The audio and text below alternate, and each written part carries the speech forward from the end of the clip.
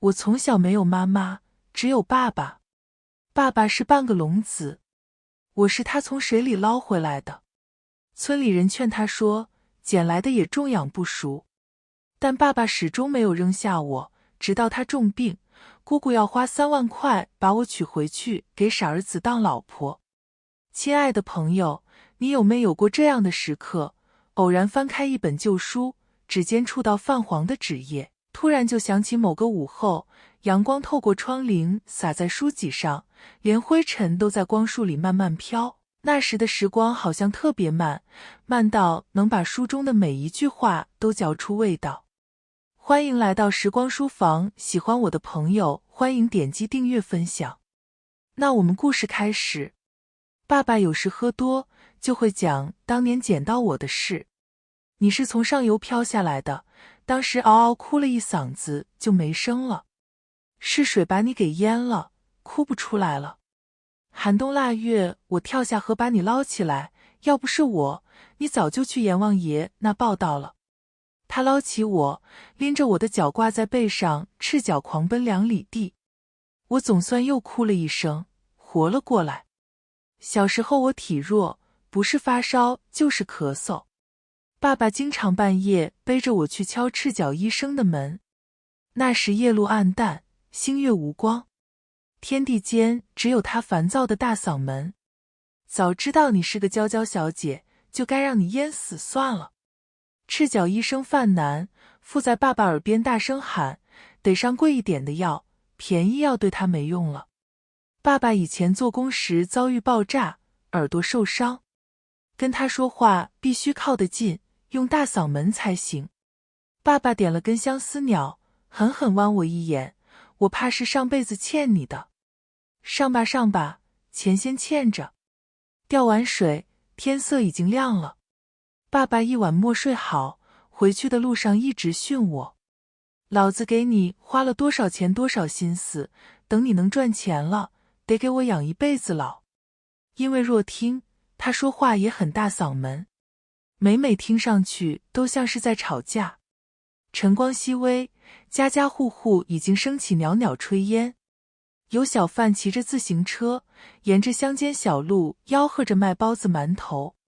我昨天几乎没吃东西，此刻饿得肚子咕咕叫，直勾勾盯着小贩看。爸爸停下脚步，瞟我一眼，想吃啊？我赶紧摇摇头。爸爸身体不好，赚钱的机会不如别人多，连看病都总是赊账，我得懂事些。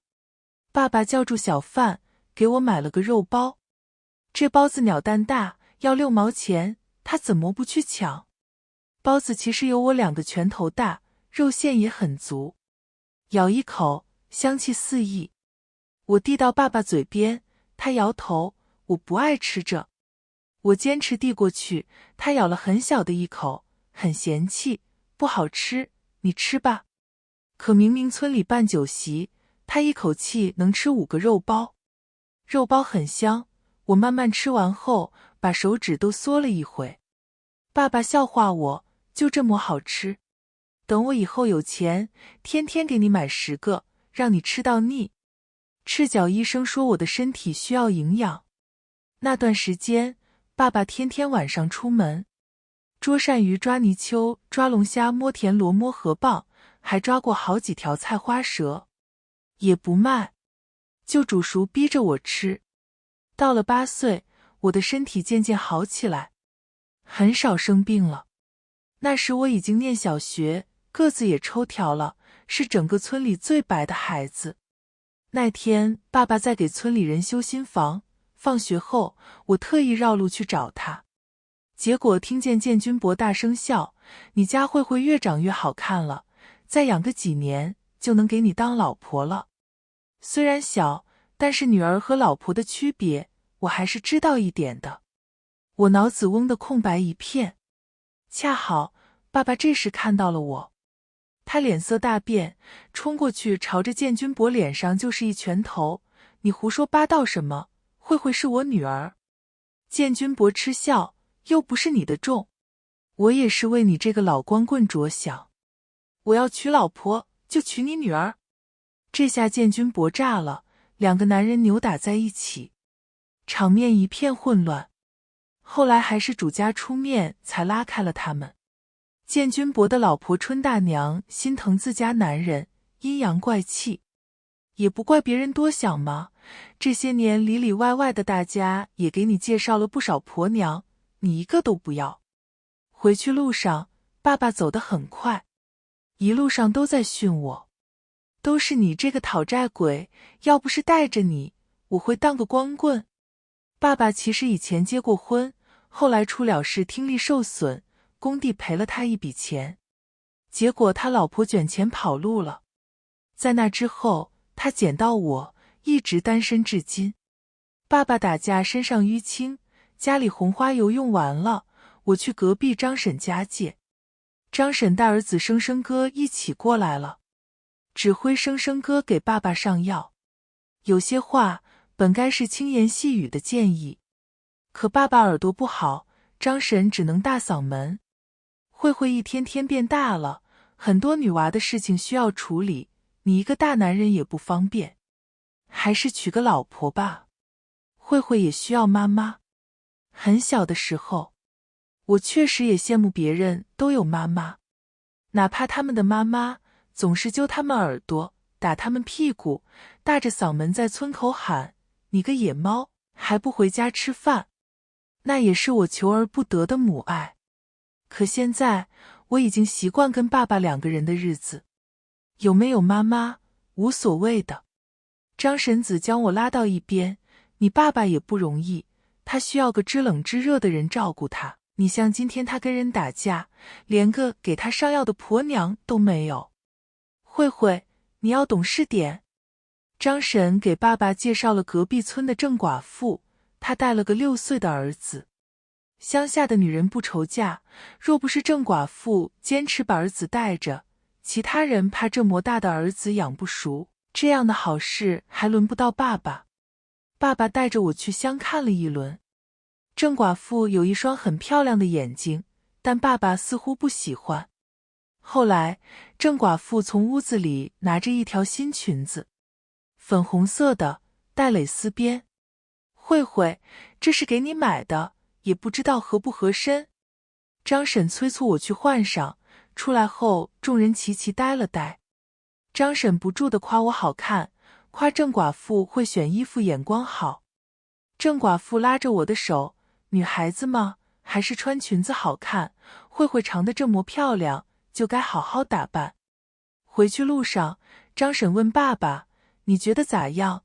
不行我再从娘家给你找找。”爸爸抽着烟，看了眼我身上的裙子：“不用了，就她吧。”因着都是二婚，也没有大办。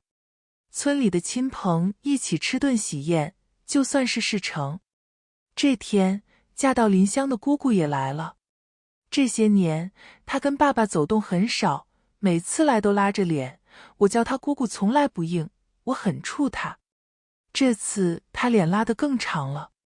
她把爸爸叫出去，我去柴房拿柴火，听到她在训爸爸：“以前你养个野种就算了，好歹是个女儿，以后嫁人你收收彩礼也不吃亏。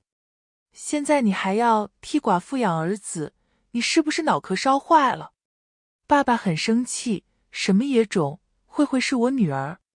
还有，那也不是什么寡妇，那是你嫂子。”姑姑大怒，嗓门非常高：“你有那个钱，帮自家外甥不好，以后死了，外甥还能给你摔盆。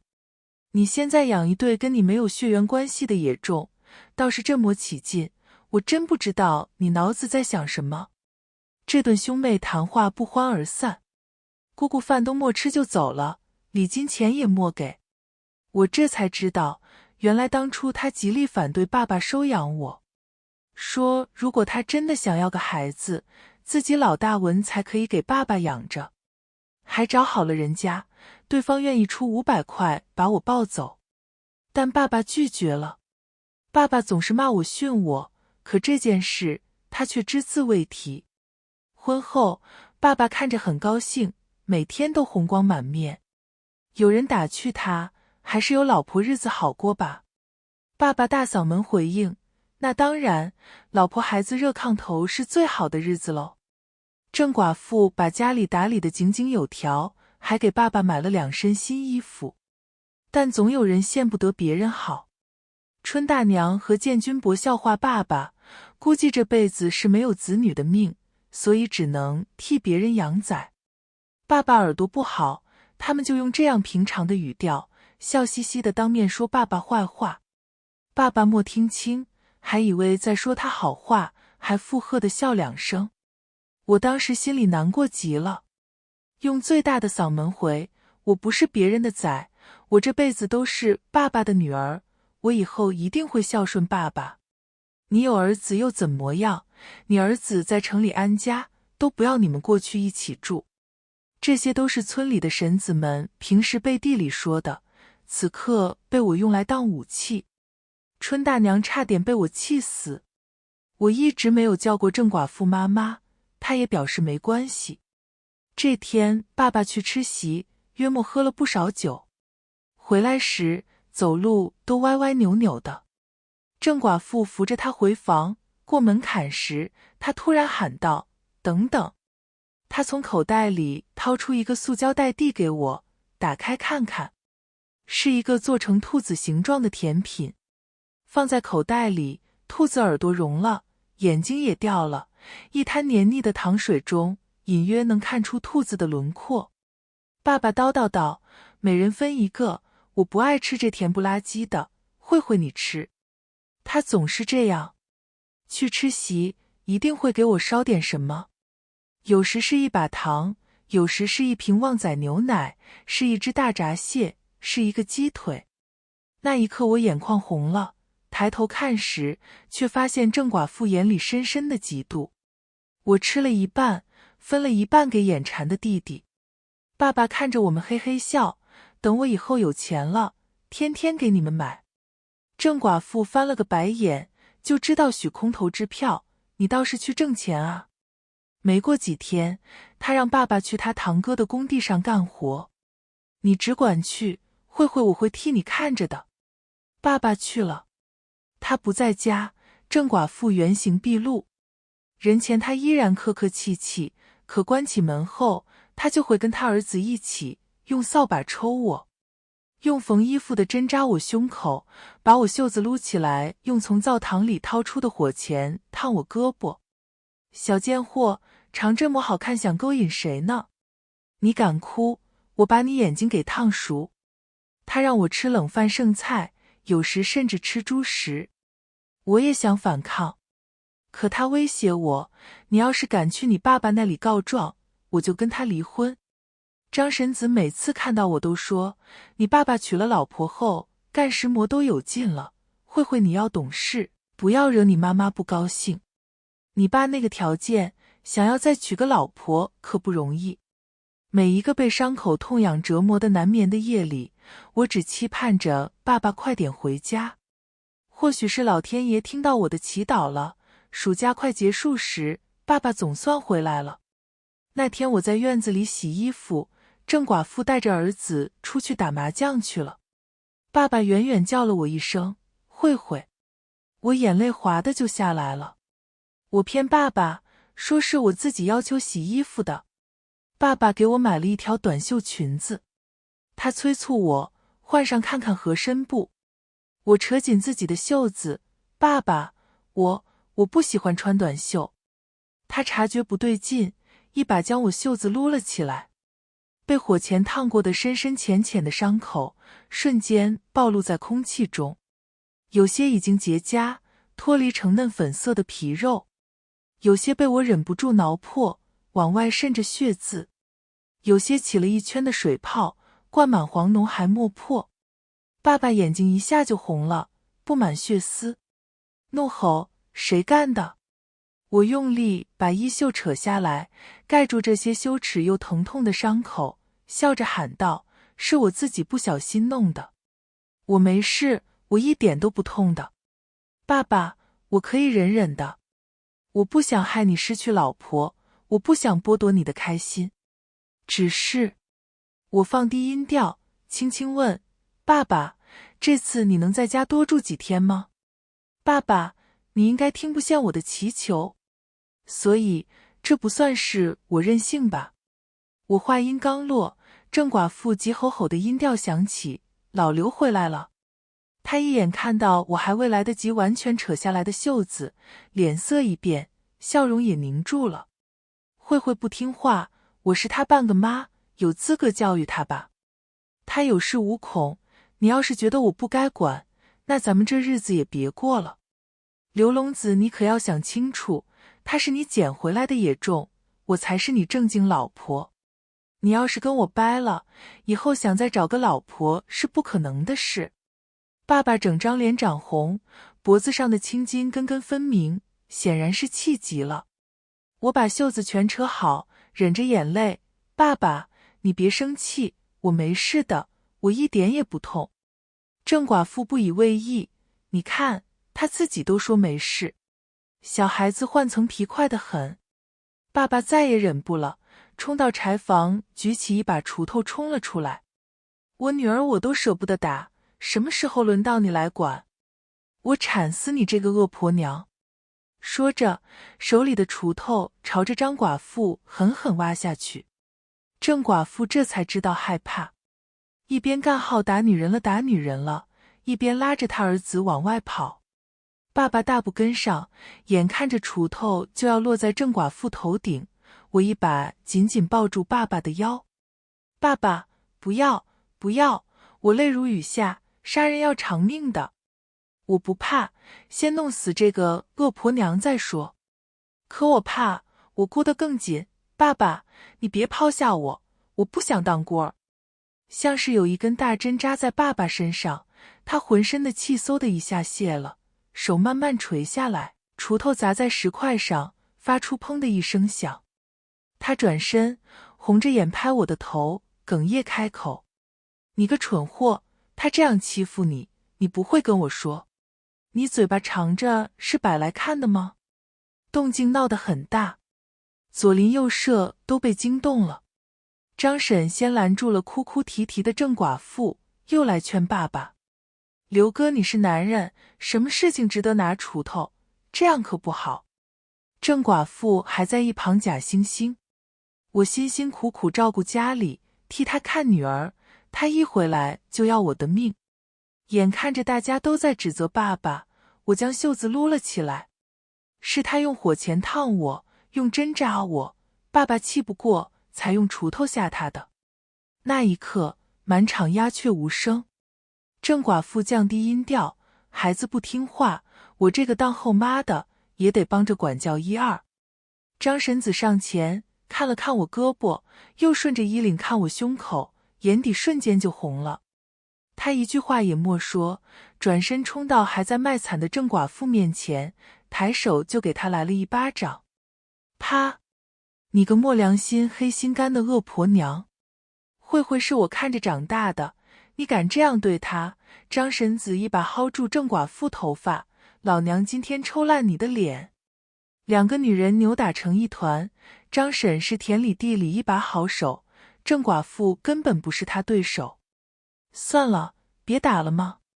大娘婶子们扯住郑寡妇儿子，干巴巴地劝着，但没一个上前拉架。眼见郑寡妇脸已经花了，支书才慢悠悠开口：都愣着干嘛？拉开他们呀！莫搞出人命！郑寡妇脸被抓出好多血道子，头发薅下来一大把。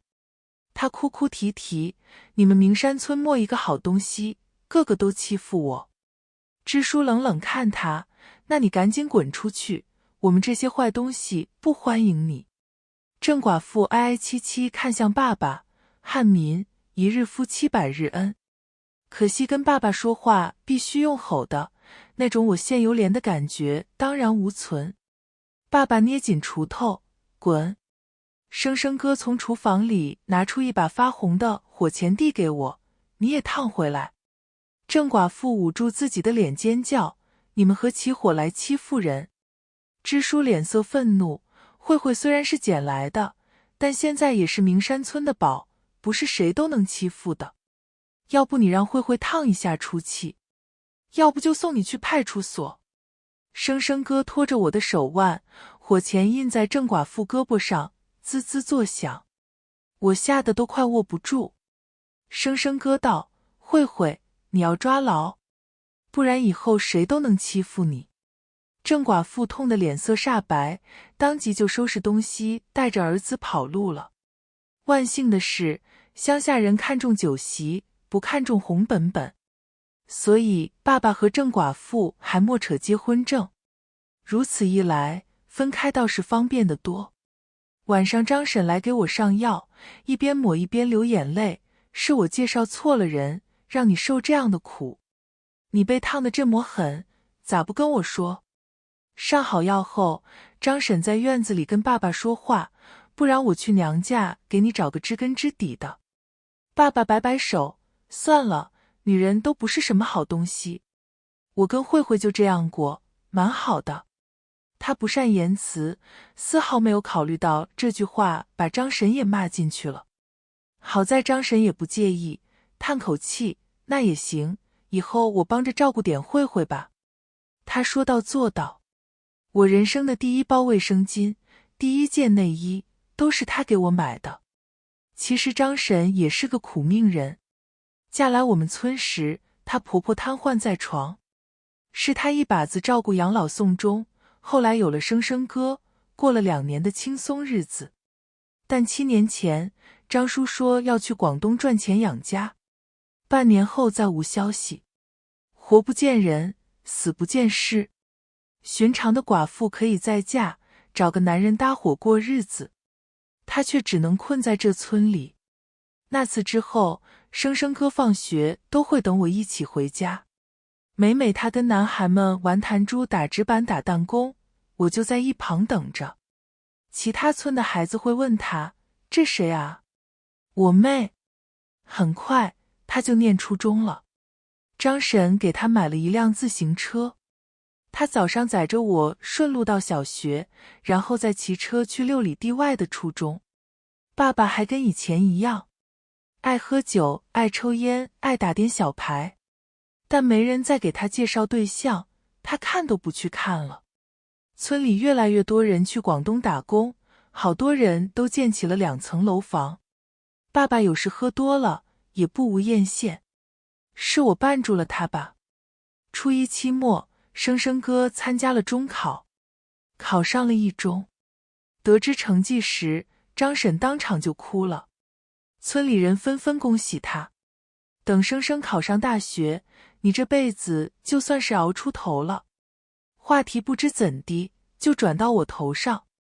春大娘冲爸爸吼：“刘龙子，你的好日子也快来了，等慧慧初中毕业就能去广东打工，你以后就能在家躺着喝酒喽。”他训我：“慧慧，你爸为了你，连老婆都不娶了，等你能赚钱，一定好吃好喝伺候你爸爸。”村头的于大娘温声细语，听甜甜说，慧慧的成绩还不错，努力一把也能考上1中。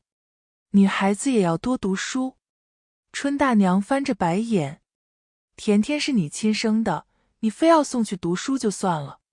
慧慧是捡来的，刘龙子把她养到初中毕业已经不错了，读高中你知道得多少钱不？”“是啊，我已经当了爸爸那么多年的负担了，我不能继续拖着他。”心情正是低落，爸爸卖完稻子回来了。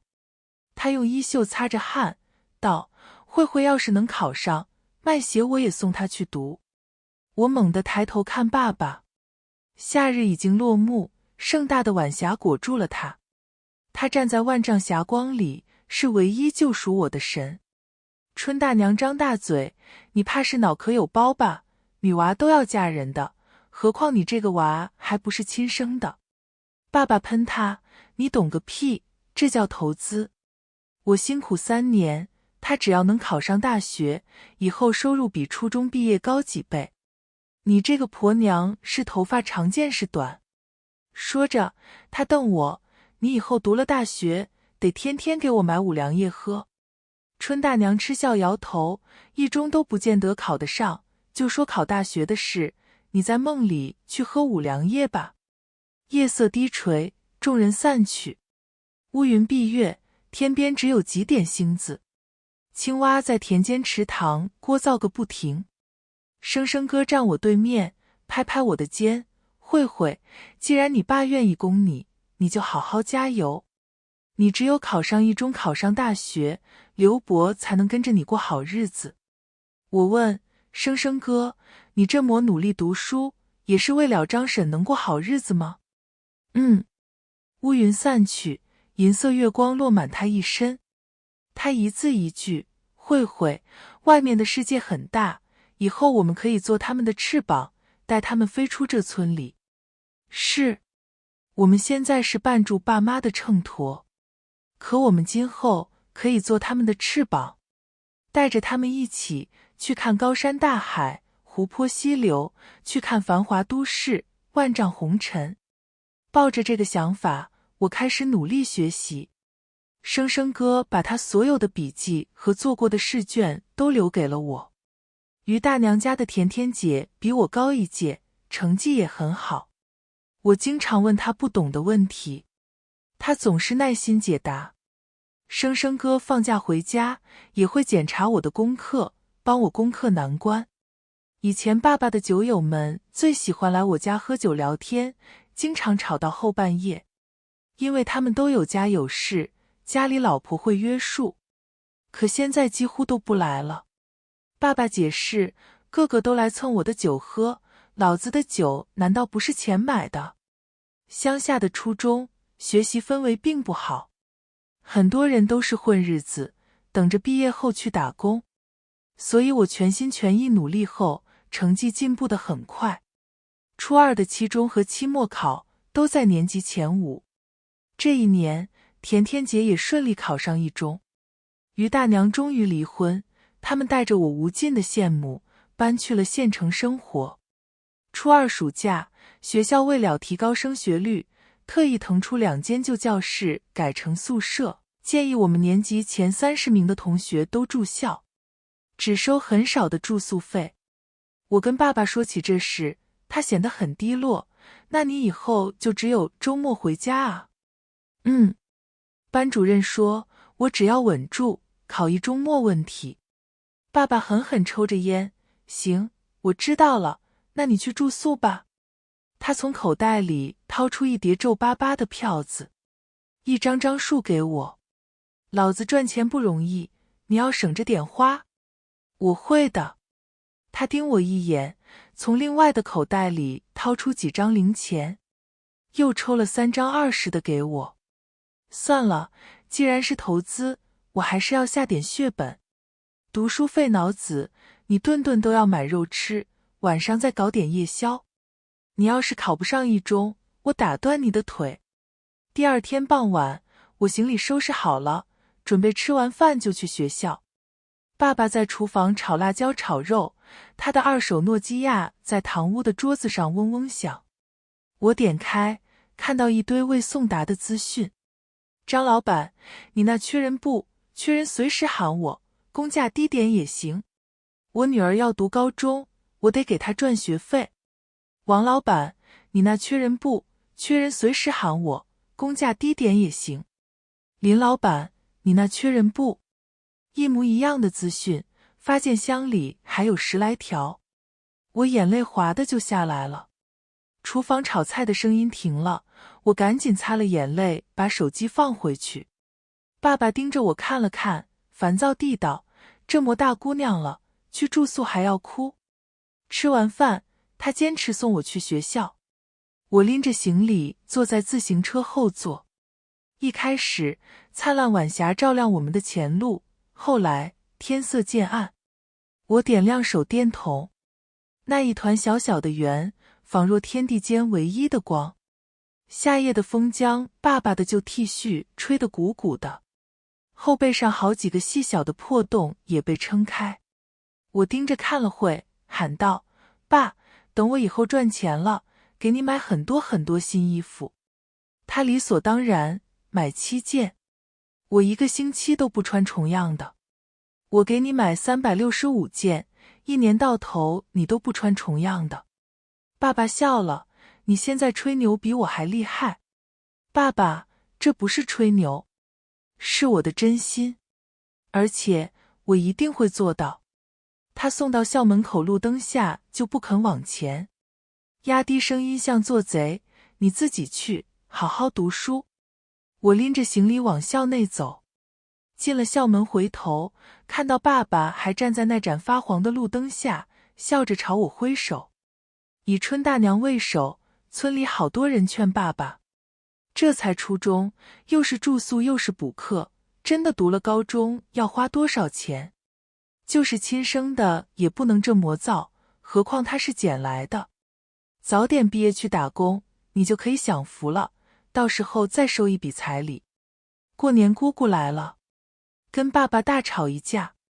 亲外甥文才那样也莫羡你关心过，捡来的也重你掏心掏肺。难道他以后生了孩子还能跟你姓刘？文才是大表哥，有点智障。今年已经18岁，有时候发病了还会在马路上拉屎拉尿。爸爸莫个好气，你的崽也不姓刘。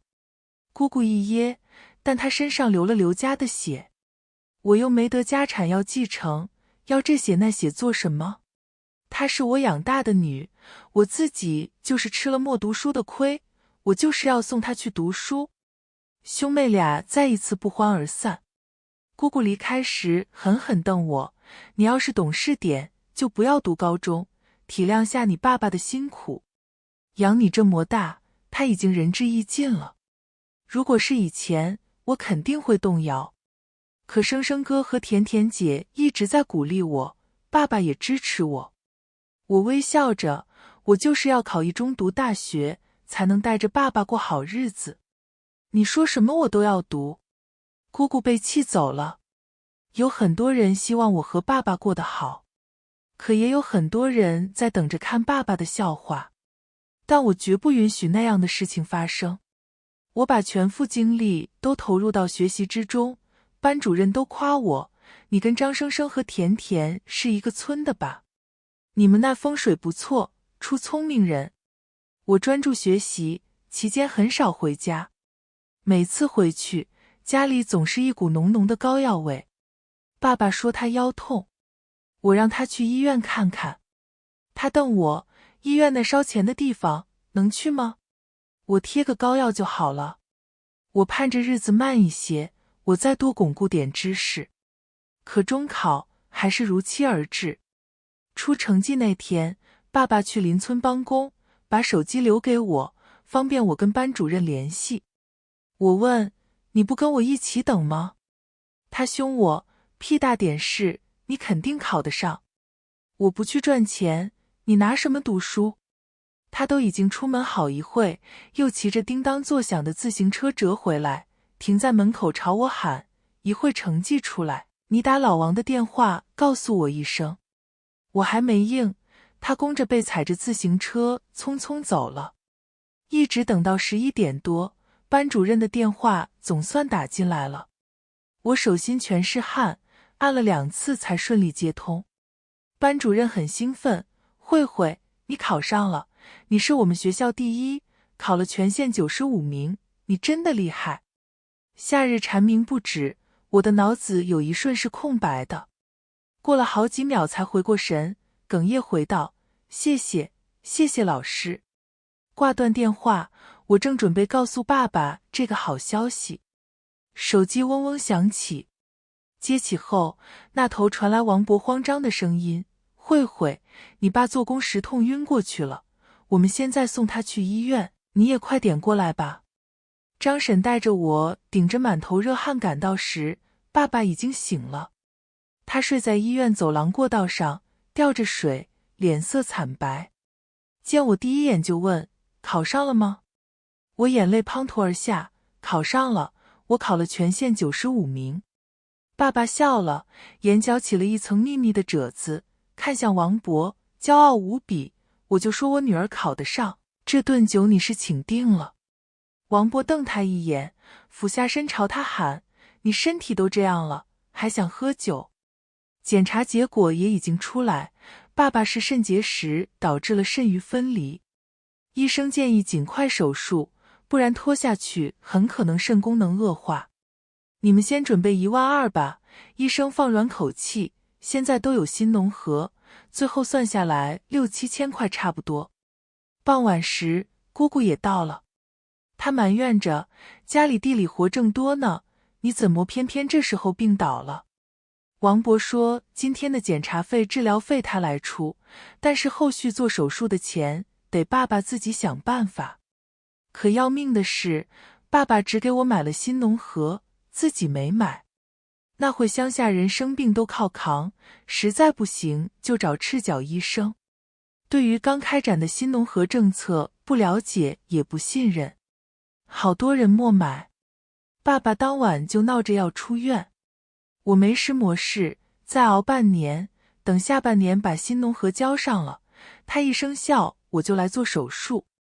我都急哭了，爸爸，你还存了钱给我读书是吗？你拿出来先治病，我不读高中了，我不读了。爸爸一巴掌拍在我手上，闭嘴！好不容易考上1中，必须去读。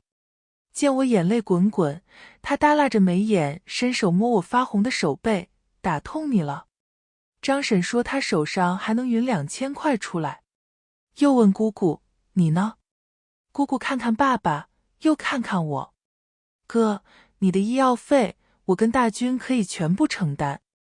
我心里一松，几乎要跪下给他磕头，却没想姑姑紧接着就说，但是我有个条件，你把慧慧嫁给我家文才当老婆，亲上加亲。我给文才准备了3万块彩礼钱，全给你。这样慧慧是你女儿，又是你外甥媳妇，肯定会一辈子照顾你，你也可以马上做手术，简直是两全其美。爸爸苍白的脸色瞬间涨红，朝着姑姑吼，你滚，滚！姑姑也不生气，而是看向我，你别急嘛，听听慧慧的意思。慧慧，你刚才也听医生说了后果，腰子是男人身上最重要的东西，一刻也脱不得。你不能看着你爸爸那样受苦吧？是。医生说，如果不及时治疗，很可能会肾衰竭、肾坏死，进而威胁到性命。我那时还太小，以为医生说的最坏情况就是必然结果。比起读书，当然是爸爸更重要。短短10几秒，我就做好了决定。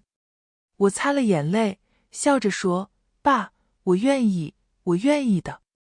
姑姑得意极了，哥，你养这女儿10几年，现在总算是派上用场了，还算她有良心，以后让她生2个崽，一个跟你姓刘。爸爸眼眶红极了，扶着床沿慢慢站起来，抡起胳膊用力甩了姑姑一巴掌。啪！整个过道都回荡着这一声。爸爸吼道，我就算是死，也不会卖女儿救命。我没有你这样的妹妹，你给老子滚，有多远滚多远。张婶早就憋不住了。翠花，当初你建房子，你哥没日没夜帮了3个月忙，1分钱都没收。后来文才去看病，也是你哥带着跑上跑下，出钱出力。做人得有良心，你把钱先借给你哥，回头他赚了就还你。姑姑捂着通红的脸，眼底全是愤愤。把慧慧嫁给文才，我马上就出钱，不然就没有。1万多不是小钱，我倒是要看看，除了我还有谁能拿得出来。或许这就是我的命吧，跟无数个村里的女孩一样，到了年纪，收一份彩礼，嫁一个男人，糊糊涂涂一辈子。就在这时，一个风尘仆仆的身影出现在过道尽头，是支书。他头发根根竖起，想必是骑着摩托车飞奔过来的。问过爸爸情况后，他长出一口气，还好，不是什么大病。我大舅哥之前也得过这个。另外，新农和你其实已经买了。爸爸是退伍军人，县里有政策，退伍军人的新农合归县里财政覆盖。支书猜测这个优待是为了达到新农合的覆盖率，为了政绩后补的。村里只有2个人享受到了，支书就忘记通知爸爸了。其实一来一回也就是几千块的事，哥现在根本不算什么，可在当时几百块也能难死英雄好汉。支书还带了2000块过来，其中有他的500，还有村里其他人家零零整整凑的1500。村子里就是这样，勾心斗角不少，可心地良善的也多。支书劝爸爸，身体是革命的本钱，你要是身体垮了，以后会靠谁？说的我眼睛又红了。爸爸看我一眼，点点头，好，我先凑钱治病嘛。大家如释重负，只有姑姑脸色难看。支书看着他，他翻着白眼，我没钱，1分都没有。当初他要是听我的，把10万块的赔偿款交给我保管，就不会被那个毒妇卷走，现在也不用为万把块发愁。爸爸苍白的脸越发没有血色，整个人疲倦极了。翠花，或许我们没有兄妹缘分，以后就不要走动了。姑姑狠狠剜他一眼。那正好，反正你也从来没把我当亲妹妹。我以后再也不会来找你这个聋子。我以后再认你这哥哥，我就去吃屎。说着，他气冲冲往外走。张婶凑到我耳边小声说，其实你爸跟你姑不是一个妈生的。原来姑姑是后妈生的，从小就被妈妈耳提面命要提防哥哥，所以总是爸爸对姑姑掏心掏肺没用。难怪姑姑刚才说那样的话。可这一切不是爸爸的错，爸爸也是受害者。我追了出去，叫住姑姑。我站在医院门口的白炽灯下，一字一句掷地有声，我会读高中，会考上大学，一定会带着爸爸过上好日子。刘翠花，记住你自己的话，以后再也不要来找爸爸。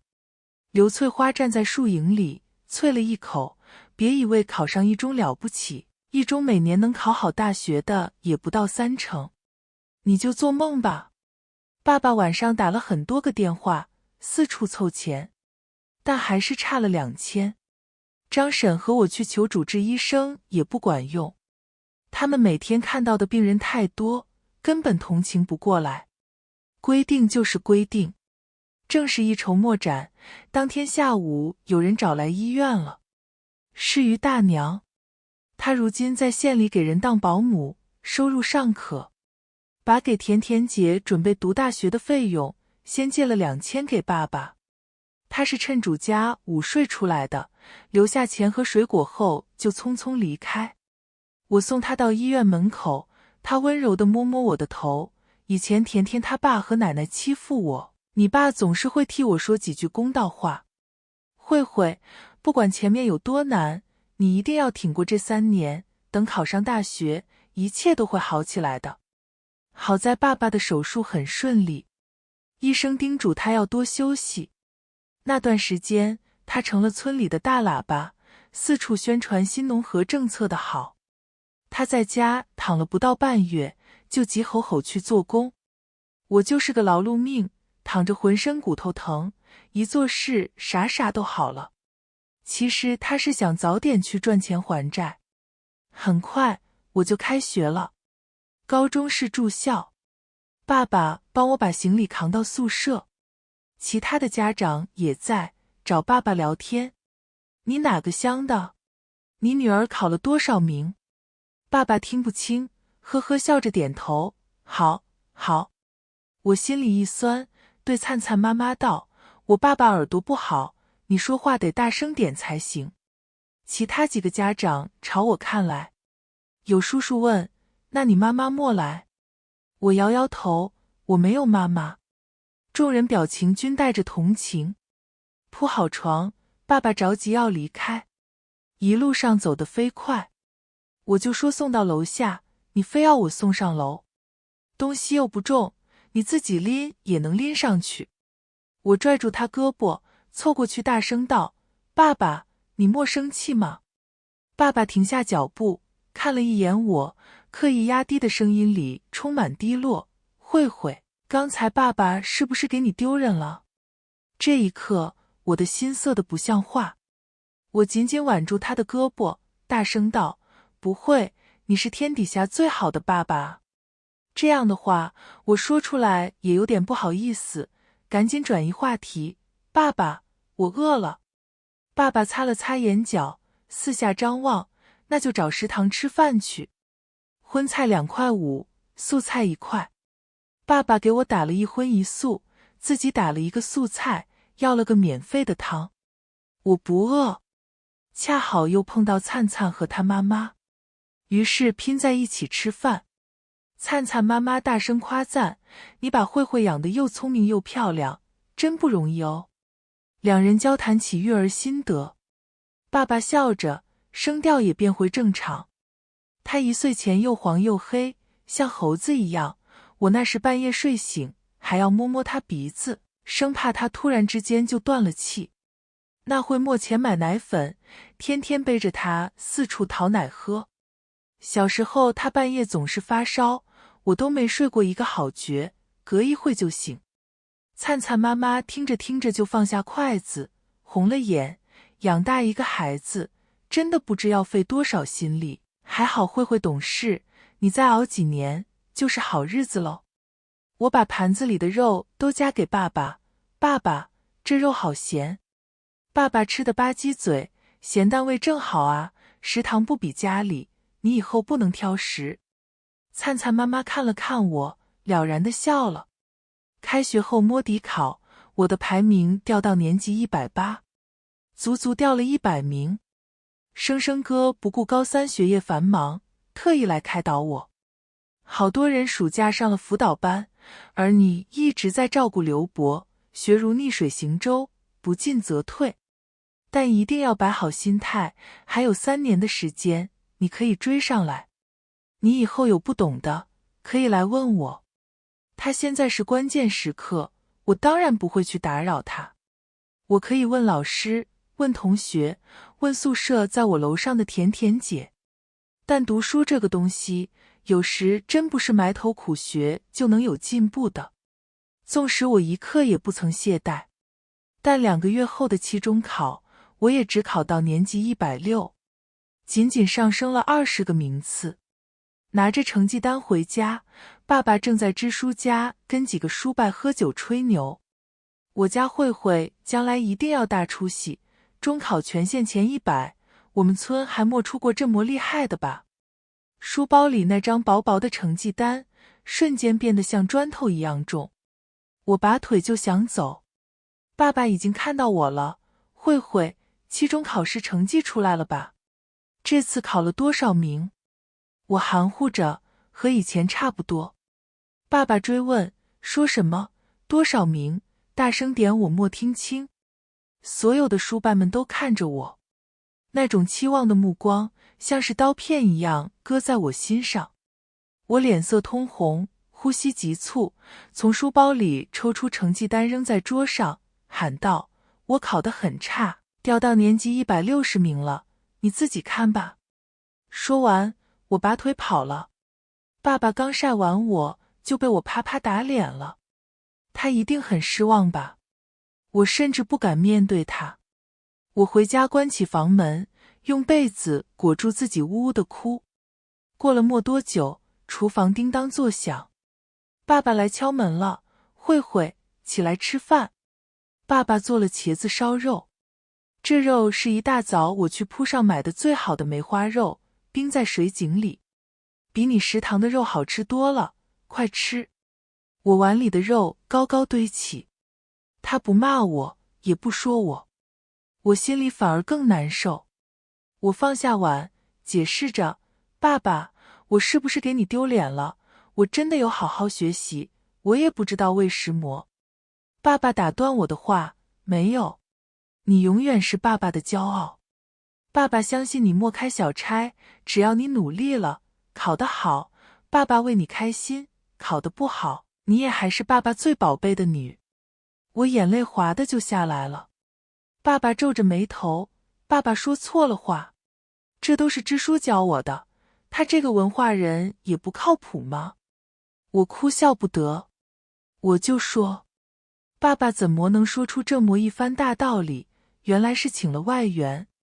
没事，下回考好就行了，爸爸不怪你。快吃饭，菜都凉了。你是不是在学校都没好好吃饭，瘦了，个子都不长了？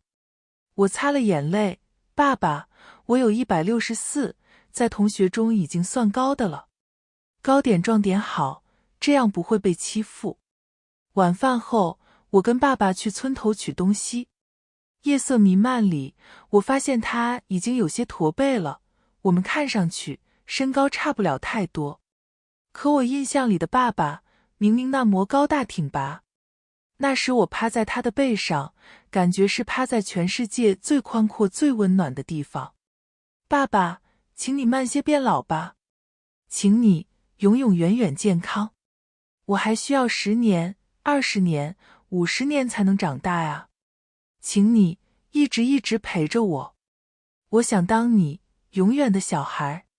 刘翠花虽然不跟爸爸往来，但她毕竟是村子里出去的，偶尔还是会回来。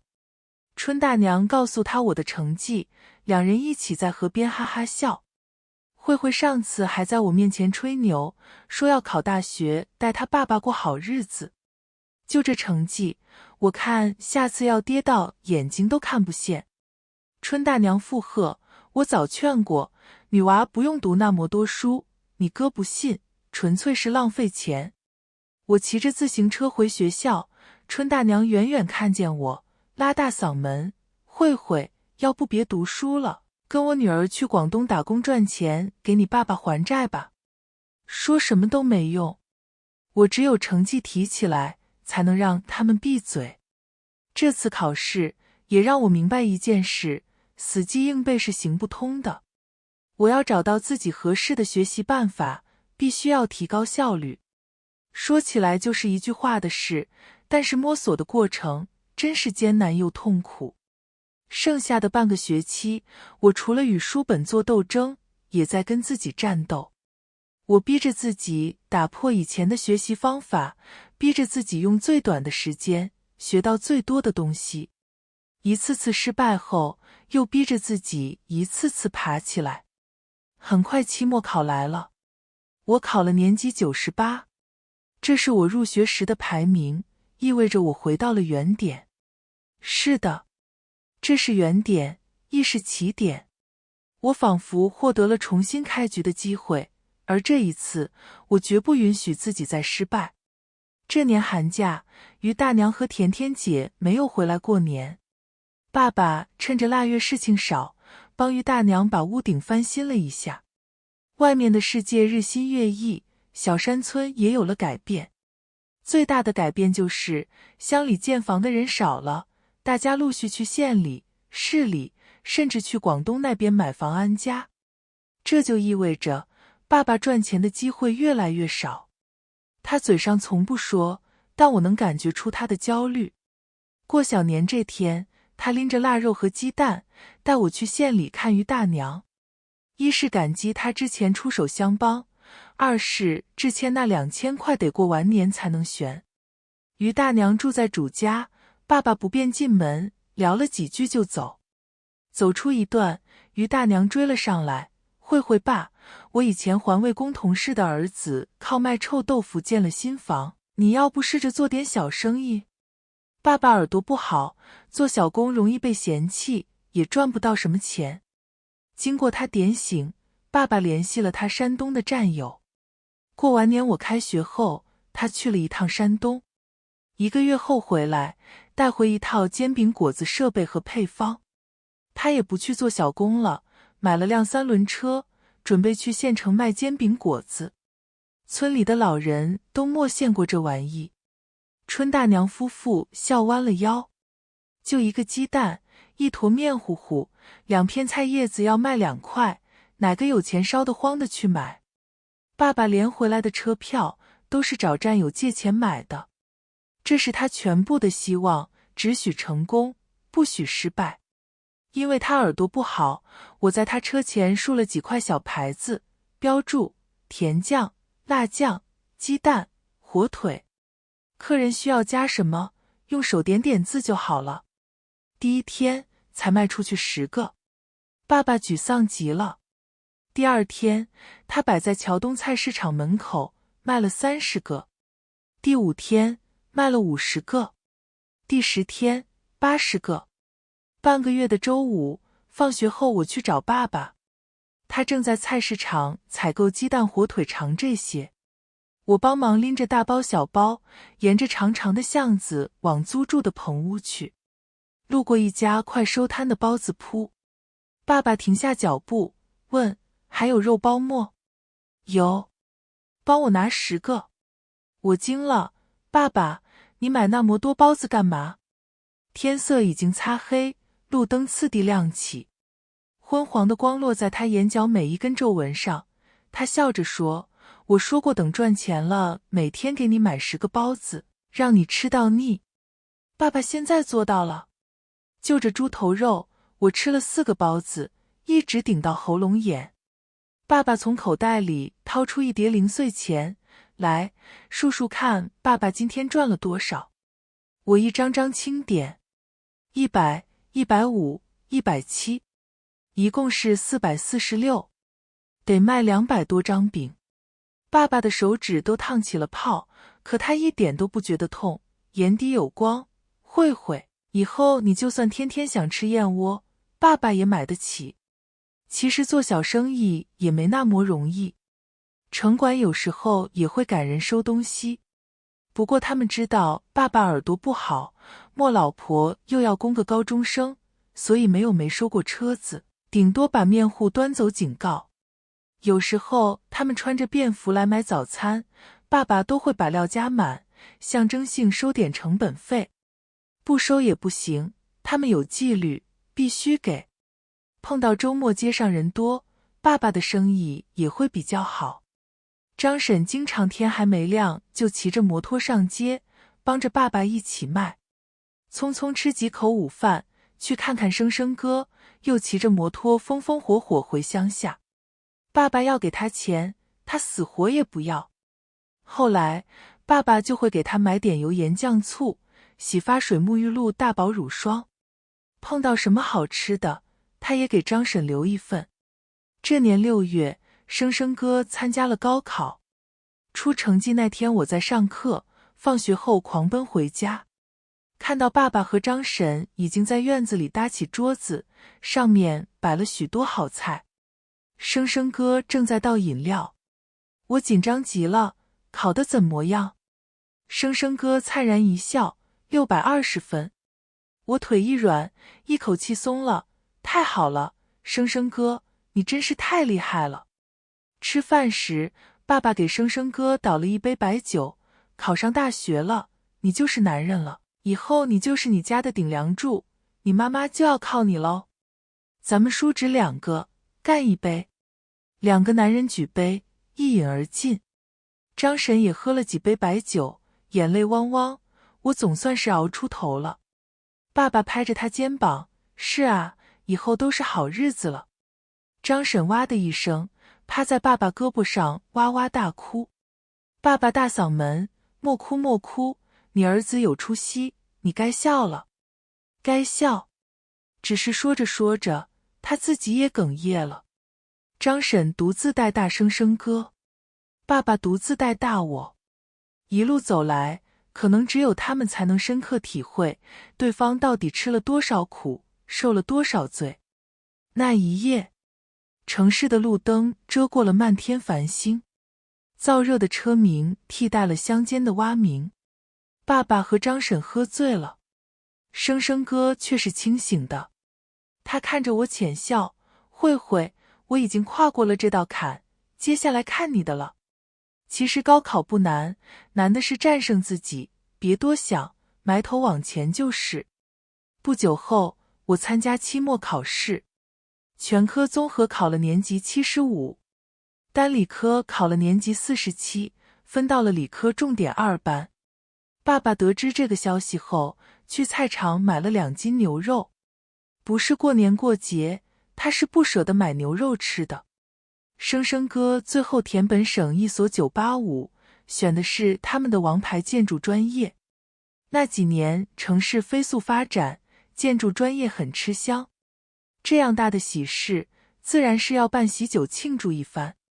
却没想大喜的日子，迎来了一个不速之客。生生哥失踪了10几年的爸爸，居然出现了，穿得人模人样的，拉着生生哥叫好儿子。这些年他根本没死，而是另外娶了老婆成了家，还赚了点小钱。但是后面的老婆生了3个女儿，都没生出带把的。如今得知生生哥考上大学，他忙不迭回来相认。你读大学的学费生活费我来负责，爸爸以后的家业都是你的。爸爸大骂张叔不是东西，推搡间张婶一屁股坐在地上，眼泪鼻涕哭了一脸。她在无望的等待里消磨了1年又1年，最后却发现自己老公其实好好活着，还另外有了家庭。这也就罢了，还妄想把自己挖心挖肺养大的儿子带走。好在生生哥坚决不认。张婶稳住情绪后，当即跟张叔提了离婚。这一场守寡16年的婚姻，总算是走到了尽头。这于张婶来说是剧痛，但也是迟来的新生吧。于大娘也回来吃酒了。闹剧后，她将爸爸拉到一边，告诉了一个她从主家儿子身上得知的消息：一中要建新校区，地已经批下来了，进度很赶，计划明年就投入使用。主家儿子感激于大娘照顾老人，本来是想看他有没有兄弟可以带着发发财。可于大娘是外地嫁过来的，如今离婚了，除了甜甜再无亲人。现在外面的人还不知道消息，如果爸爸有想法，可以提前去新一中对面提前租个门面。爸爸一咬牙一跺脚，当即开始看门面。新一中选址比较偏，都快到城乡结合部了。就在正对面的位置，有个6平方的门面，此前一直租不出去，太小了，干点啥都不合适。但卖煎饼果子就正好。爸爸把全部的钱拿出来，租金按每年涨10%，一口气签了10年的合同，差点没被建军伯笑死。那个地方鸟不拉屎，你就算要租门面也不能去那里，贪小便宜吃大亏。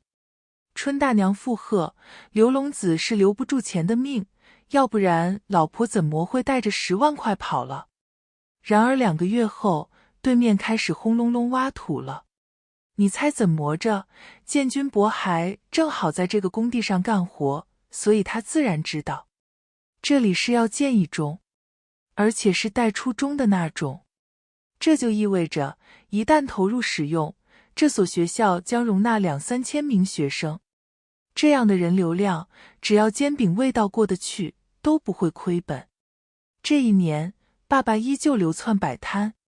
因为之前好不容易存的钱全部都交门租了，他比以前更节约了。如果我不在家，他就早中晚各吃一个煎饼果子兑付。一中还没投入使用，已经有好几个人来问爸爸手里的租房合同要不要转让。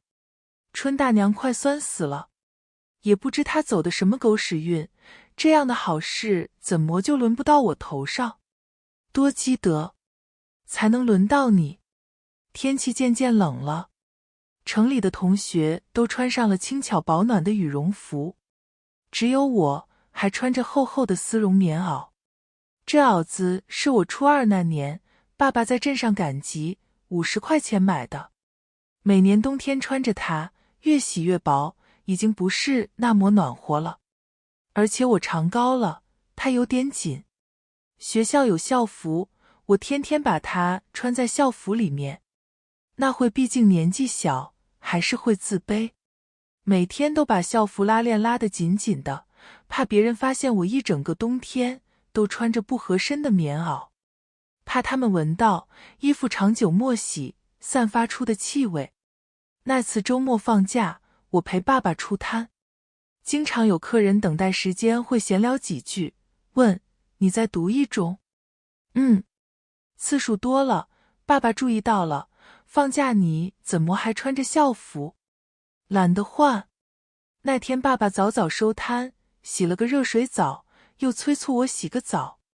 我还以为要去吃酒，没想到他带着我走到一家安踏店铺前。那会小县城没有阿迪耐克，安踏特步就是顶好的店子了。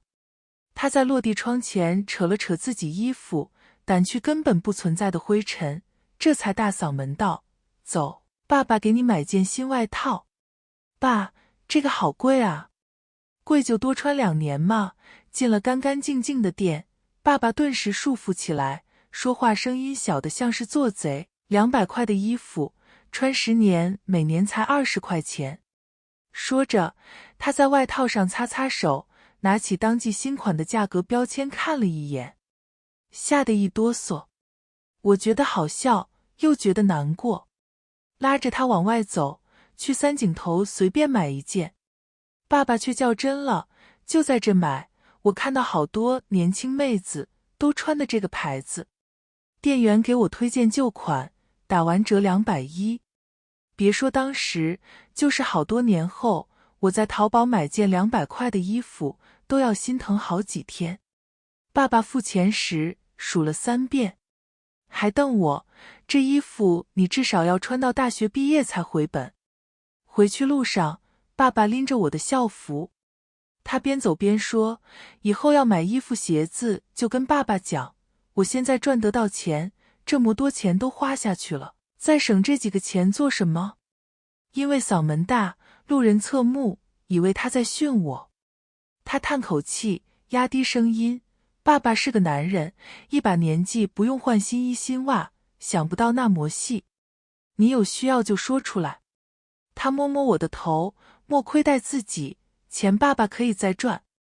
我又想哭了，赶紧点点头掩饰。爸爸收回手，脸色怔怔，喃喃自语，慧慧，你快比爸爸都高了。是啊，你给我买奶粉买钙片，给我烧肉烧鱼。我长得那么快，可你也老得这么快。像是我吸着你的青春，在奋力成长。羽绒服真的很暖和，我把它穿在校服之下，依然将拉链高高拉起。只是以前我是怕别人发现我的穷酸，现在我是怕新衣服被弄脏。我不在意了，不在意别人怎么看我，不在意他们会不会觉得我是个乡下来的土包子，因为我有爸爸笨拙却真诚的爱，他能让我挺直腰杆，自信地对所有人微笑。也是从那天开始吧，我思想仿佛轻松了很多，学习也像是打通了任督二脉一样。高2期末，我考进了年级20，也就是那年，甜甜姐考了640分，去了上海读大学，于大娘也跟着她一起去上海的主家当保姆。临行前几天，爸爸请于大娘和甜甜姐下馆子，张婶也在，感慨道：你们2个都算熬出头了。他们笑：你也快了，慧慧以后会比生生和甜甜都有出息。爸爸喝得有点多，看了我一眼。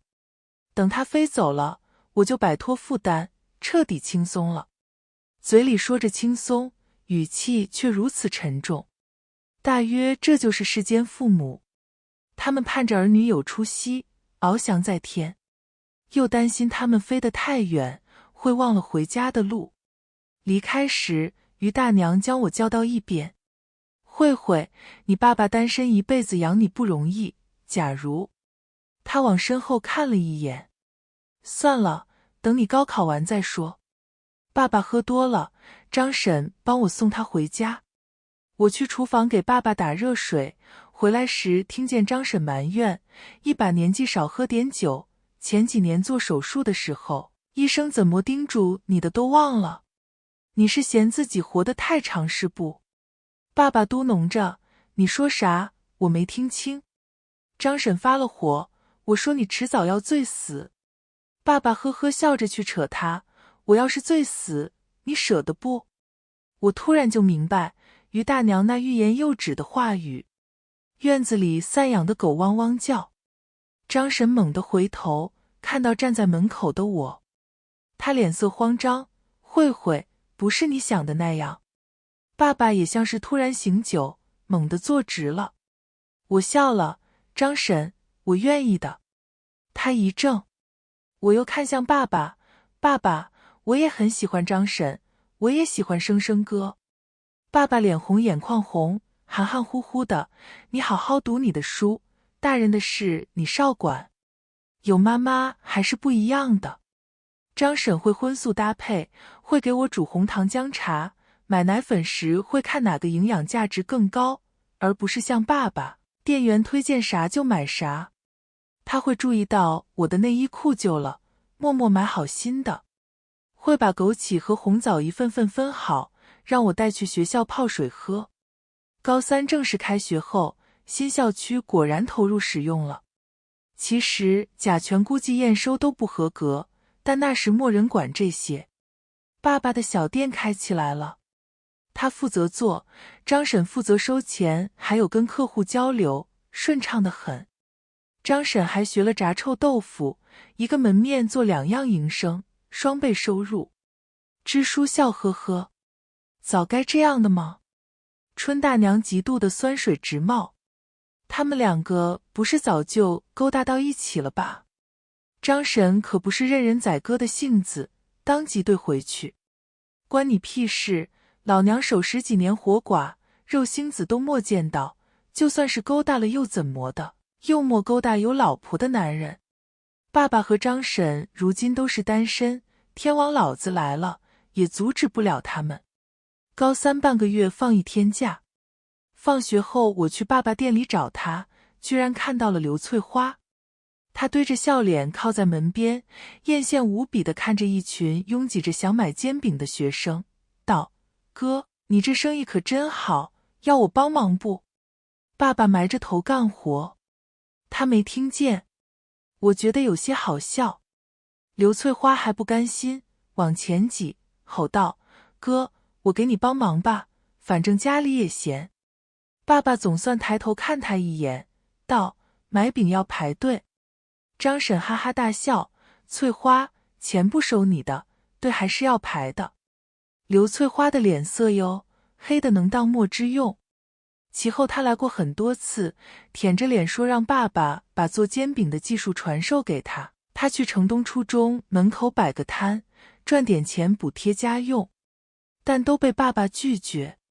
不过这些事如果不是我碰到，爸爸从不跟我说，他怕影响我学习。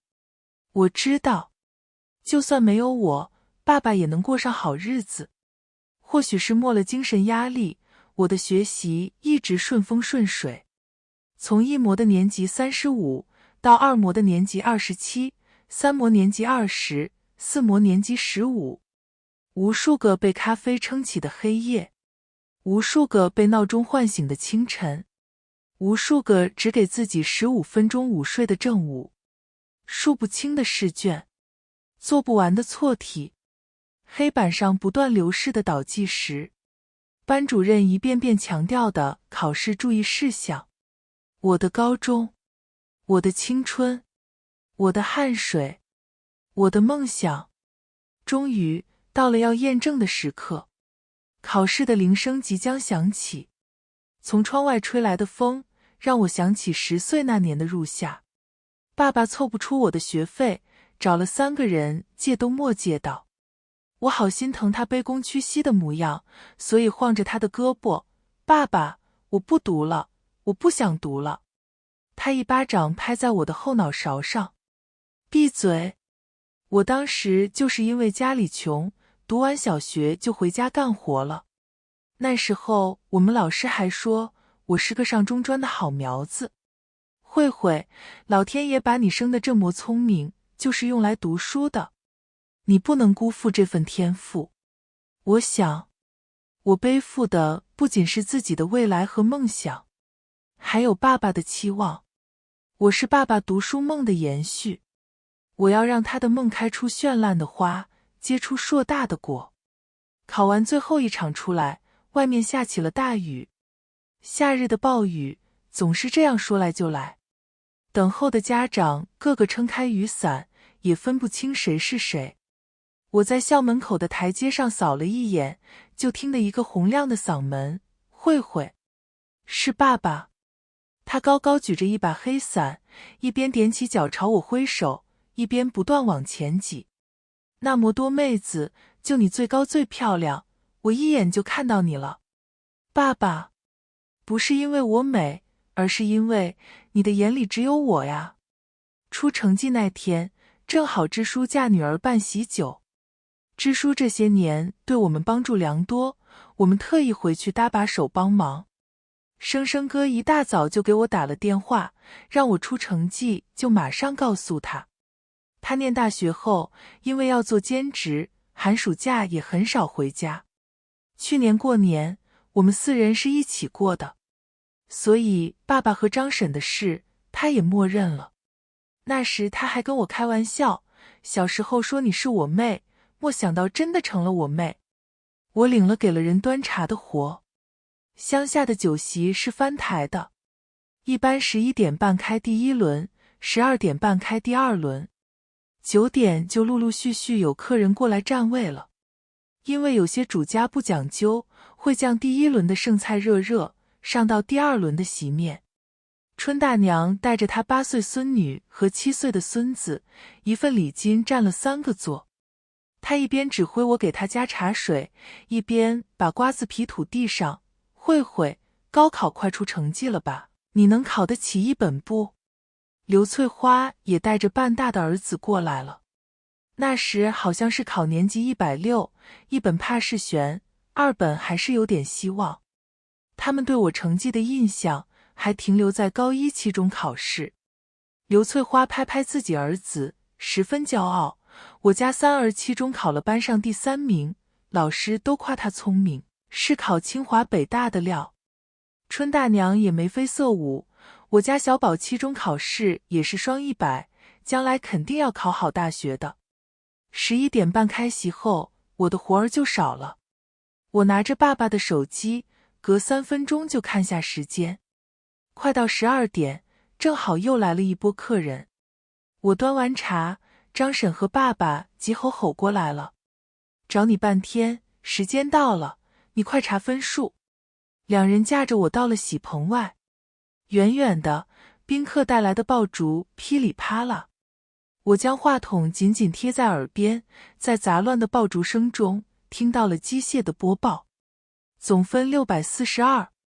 爆竹声还在继续，我的脑子也炸开了。拿手机的手不住颤抖，按了2遍重听键。爸爸大声问：多少分？642。他好像没听清，多少？我对着他的耳朵吼：642，我考了642。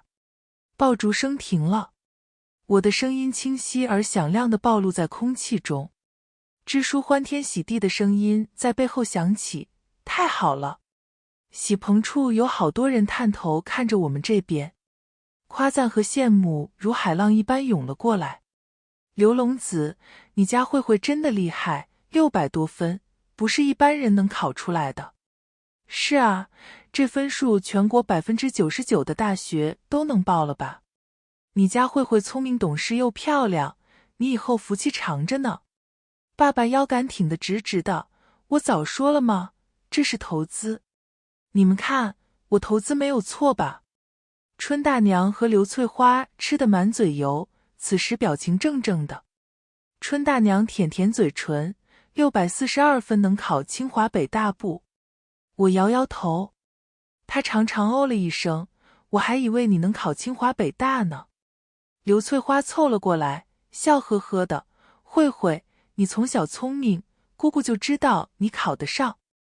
以后读了好大学发达了，别忘了关照你表哥表弟，他们可是你的正经亲戚。我这辈子就没见过脸皮这么厚的。我呵呵一笑，什么正经亲戚？刘婶子，你已经跟爸爸断绝关系了。爸爸生病你1分钱都不肯拿，还要趁火打劫，让我给你傻儿子当老婆，现在再来修复关系，你不觉得有点晚了？我一点情面都不留。刘翠花脸色难看，凄凄爱爱看向爸爸，哥，你看你女儿嘴巴多厉害。爸爸摆摆手，我没有你这样的妹妹，别乱叫。刘翠花的脸色简直就像是从茅坑里挖出来的，臭得要命。宴席结束，我们所有帮忙的人都吃过晚饭才回家。绚烂的晚霞层层叠叠，在天边次第绽放。田间的青蛙已经开始呱呱鸣叫，路边的稻子已经开始发黄，头沉沉向下垂着。家家户户的烟囱里冒出炊烟，大娘们拉长嗓门喊：发孙子，大意是不听话的臭崽子，快回家吃饭了。我笑了，爸爸，我小的时候你也是这么喊我的。他不承认，我没喊过你发孙子，你那时喊我讨债鬼。爸爸哼哼，难道你还不是？老子为了养你，受了多少苦。我挽住他的胳膊，扬声道，那不如这样，下辈子我来当爸爸，你来当女儿。爸爸狠狠瞪我，你想得美，还想骑到老子头上。下辈子你还是当女儿，我还当你爸爸。我已经比爸爸还要高一点了，但我还跟小时候那样，把头靠在爸爸肩上，轻轻说，爸爸，你是天下最好的爸爸，我愿意永永远远做你的女儿。我声音很轻，但他好像也听得了，因为他眼睛红红的，眼底全是泪花。后记：我后来报了本省一所985很有名的医学院的本博连读。生生哥劝过我要慎重，因为本博连读是地狱级的难度，一旦考试不合格，可能就会以本科或者硕士身份结业，而且课程又多又累，压力还很大。可我坚持，我想学医。那回爸爸做手术时，医生曾提过一嘴，如果爸爸的耳朵没有伤到神经，戴助听器可以大大改善听力。爸爸不同意我学费贷款，他跳脚，我又不是赚不到钱，干嘛去贷款？你瞧不起我？我供你读大学绰绰有余吗？我没拗过他。生生哥用他攒的钱给我买了一台智能手机做入学礼物，有了手机以后会方便很多。我的学校跟生生哥的隔得不远，一有空他就会来找我，请我吃饭，带我四处去逛逛。大二暑假，我用攒的奖学金和兼职费，带爸爸去医院做了检查，给他配了个助听器。我习惯性地凑到他耳边问他，怎么样，清楚吗？他捂住耳朵退后2步，你这么大声干嘛？说完，他愣了下，我以前说话也这么大声音吗？你看你浪费这钱干嘛？我早就习惯了吗？他放不下家里的生意，我送他去坐回县城的大巴。公车上，他一直在聚精会神。我问他，爸爸，你干嘛呢？他道，我在听广播里报月台名。我以前不爱坐车，心里得一站站的数，怕坐过站，每次都要问售票员到了末，人家嫌我烦。我眼睛红了，以后你可以自己听，再也不用问了。爸爸长出一口气，再也不用问了。听张婶说，爸爸第2天就回村了，满村转悠，告诉每一个人，你不用这么大声跟我说话，我能听见。我女儿给我配助听器了，再也没有人敢当面说爸爸的坏话。爸爸能听到车声，能听见潺潺溪水，能听见鸟叫，能听见蝉鸣，也能听见我轻轻告诉他的，爸爸，我永远爱你。今天的时光书房之旅到这里就暂告一段落了。下一期我们会带着新的时光之书与你相遇，可能是关于老上海的弄堂故事，也可能是藏在经典名著里的岁月细节。记得常回来看看，时光书房永远在这里，陪你在文字里与时光温柔相拥。咱们下期见。